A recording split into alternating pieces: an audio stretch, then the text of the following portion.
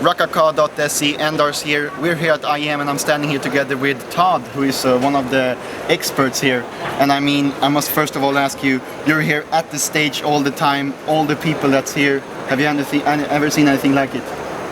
I've been to many events where some of them there was a lot of people, but just the setup here, where there is like such a broad audience looking at those screens and making so much noise, I don't think I have. It's been crazy.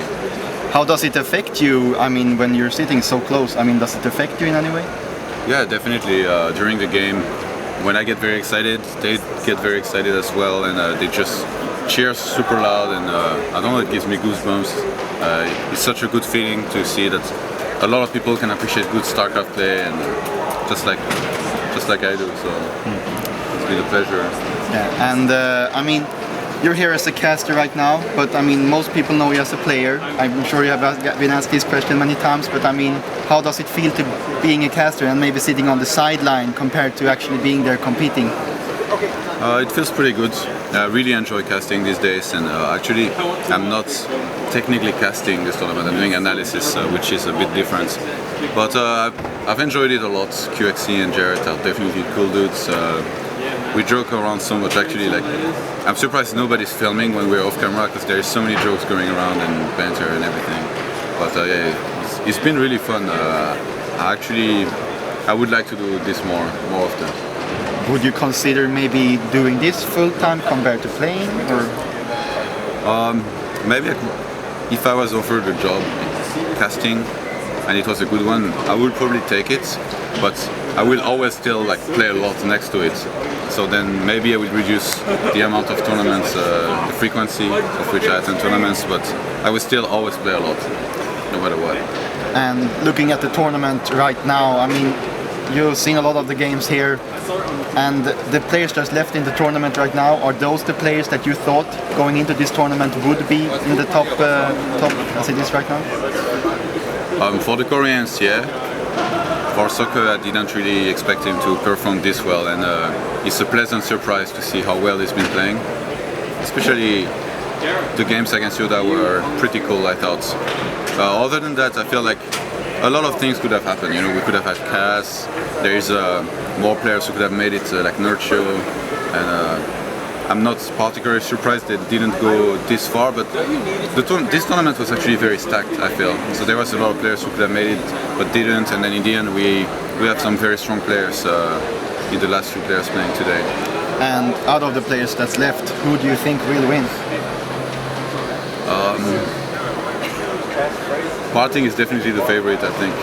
But First has been playing very impressively, and someone like Soccer can definitely take out First and then beat Parting as well, so it's still very open. If there is a Terran who can beat Parting, that's Yoda, and they are playing today.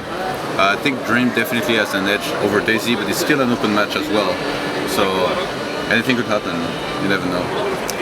And this is the first big tournament of 2013. I mean, looking at the upcoming year, what's your goals maybe as a player and also some as a caster and analyst? As a player, I'm not sure. I play, I practice, and I still try to improve. I watch a lot of leagues these days. I mean, by leagues I mean mostly GSL and Pro League. And I really try to analyze the game in depth as I'm watching, so that I can improve both as a caster and a player. And I feel like I've been improving already, but I still don't have any teams and not really any interesting offers. So right now it feels a bit discouraging as a player, but as a caster I'm also very motivated.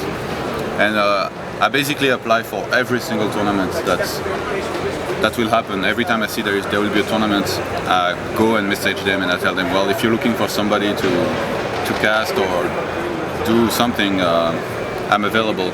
So thanks to Carmack who invited me here to do this analysis, because it was really very fun.